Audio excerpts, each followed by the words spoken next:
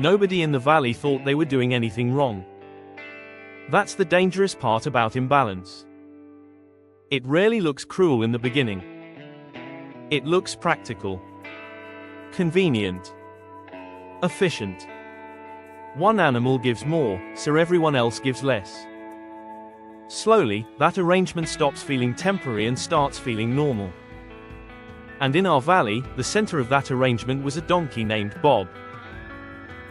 Bob made life easier for everyone.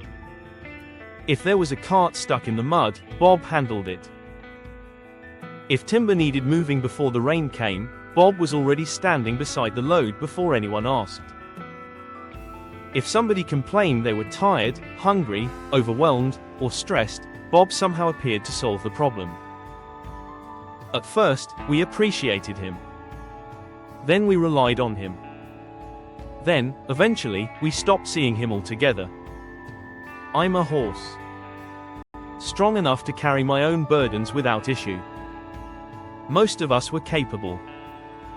The goat could pull her own cart. The cow could guard her own fence. I could move my own timber. But when somebody repeatedly volunteers to carry the weight for everyone else, you stop questioning it. That became Bob's role in the valley. Not because we forced him into it. Because he insisted on it. Every morning before sunrise, Bob stood near the gate waiting for someone to need him.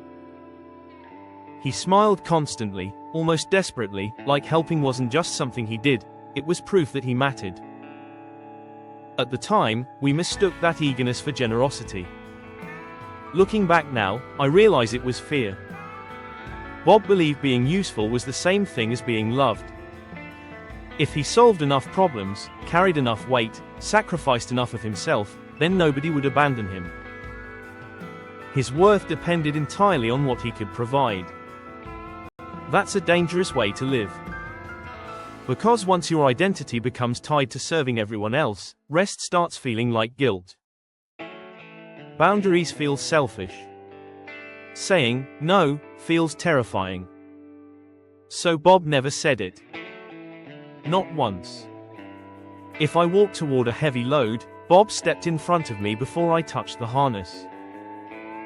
If the goat complained about exhaustion, Bob offered his help before she even finished speaking.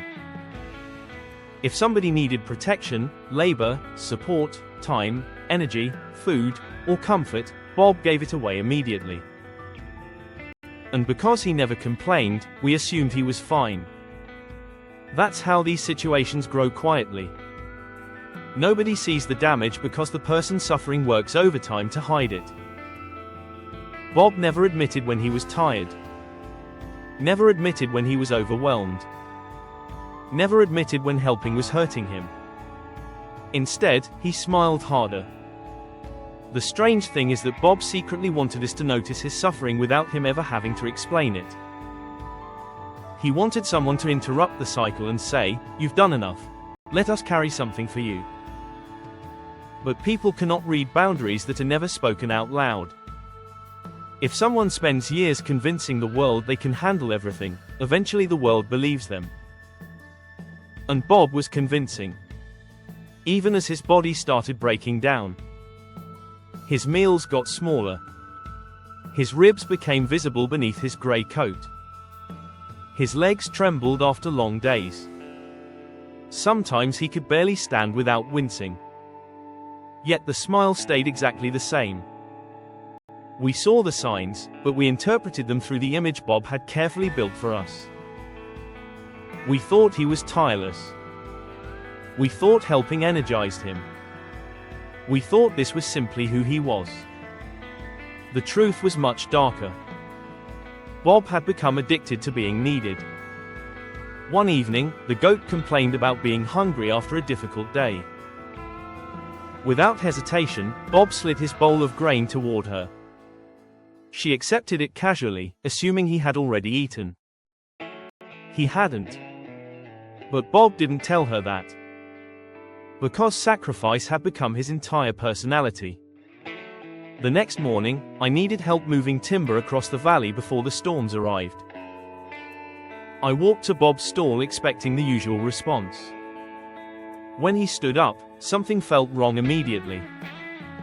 His legs shook violently beneath him.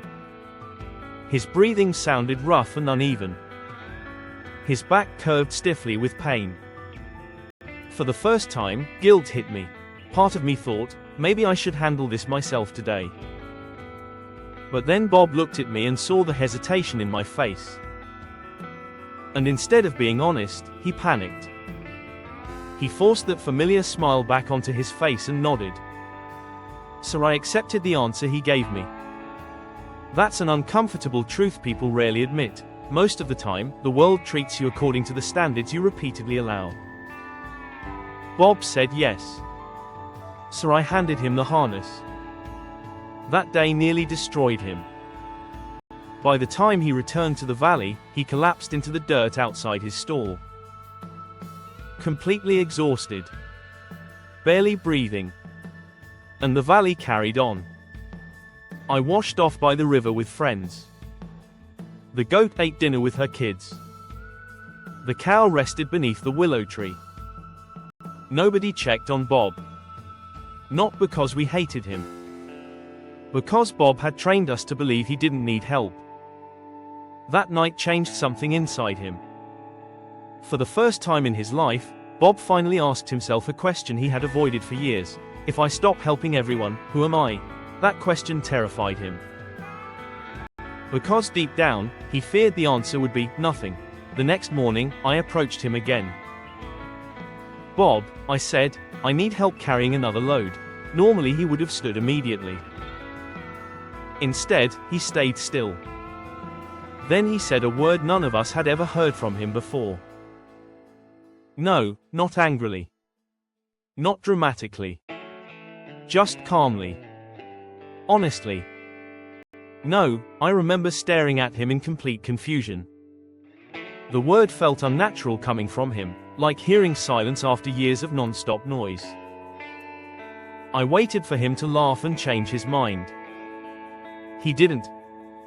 Later that day, the goat asked for help. Bob said no, the cow asked for help. Bob said no, the dog asked for help. Bob said no, and something unexpected happened. The valley survived. Actually, it did more than survive. It adapted. I hauled my own timber. It was difficult, but manageable. The goat pulled her own cart through the mud. The cow handled her own fence. Slowly, everyone began carrying the responsibilities they should have been handling all along. That's when the truth became unavoidable. We never truly needed Bob to save us. We had simply become comfortable letting him. And Bob realized something equally important. His constant self-sacrifice hadn't made him noble. It had made him disappear. For a while, the valley resented him. People called him selfish. Cold. Changed. But people often react angrily when someone removes access they've grown dependent on. Bob ignored the gossip. For the first time in his life, he started taking care of himself before taking care of everyone else. He ate full meals. He rested when he was tired. He protected his energy instead of handing it away for approval. And little by little, he changed. His strength returned. The shaking stopped. His coat regained its healthy shine. But the biggest transformation wasn't physical. It was the way he carried himself. Bob no longer walked through the valley searching for someone to rescue. He no longer looked desperate for validation. He stopped trying to earn his right to exist through exhaustion. He simply existed.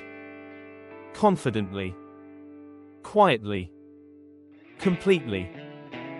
And eventually, something surprising happened. The valley respected him more after he stopped overgiving than we ever did while he was sacrificing himself.